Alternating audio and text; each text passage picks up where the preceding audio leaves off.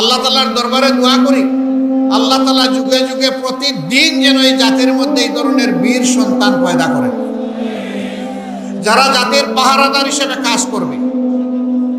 আমার সম্মানিত ভাইয়েরা, আমি যে মাঠটিতে আজকে দাঁড়িয়ে কথা বলছি, এই মাঠটি যশোর শহরের একটা পুরাতন মাঠ। যশোর জেলাটি ব্রিটিশ আমল থেকে একটা পুরাতন জেলা। এটাকে কেন্দ্র করে পুরা দক্ষিণবঙ্গের এই অংশটা ছিল প্রশাসনিক এই জেলার আওতায়। কিন্তু আমি এর আগেও এই যশোর জেলায় এসেছি। এখানে যখন এই শহরে ঢুকে আমার যেন মনে হয় নূহ আলাইহিস সালামের বন্যার পানি এখানেও এসে লেগেছিল কিনা, কারণ এখানে কোনো উন্নয়ন ছোঁয়া নেই।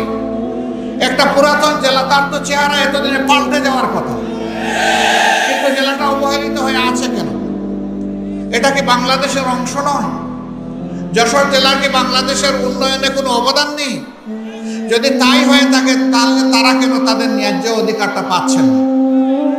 এটা শুধু যশোরেরই বঞ্চনা নয়, তবে যশোর অন্যতম বঞ্চিত জেলা। এই ব্যাপারে আমার নির্দ্বিধায় বলতে কোনো সংকোচ নেই।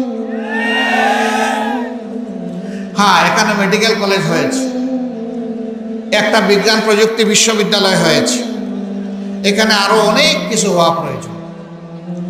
এই শহরটাকে কেন্দ্র করে একটা নগর গড়ে ওঠা প্রয়োজন। এটা নাগরিক সমাজের একটা প্রাণকেন্দ্রে পরিণত হওয়া প্রয়োজন। এত বড় শহর, তার মধ্যে ভালো একটা পার্ক নেই, ভালো কোনো জলাধার নেই, খেলার কোনো উন্নত মানের মাঠও নেই। কেন এই বিধ্বস্ত দশা? কেন? কারণ একটাই, মানুষের বিবেক যখন কাজ করে না, মানুষ যখন আল্লাহকে ভয় করে না, তখন ক্ষমতাতে বসার আগে মানুষের পা ধরে চুমকায়, আর ক্ষমতাতে বসে গেলে মানুষকে ভুলে যায়।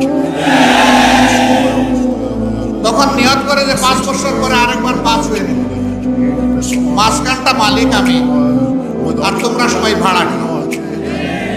এই মানসিকতা না থাকলে বৈষম্য হবে কেন? বাংলাদেশের সকল অঞ্চলে সুষম উন্নয়ন হবে।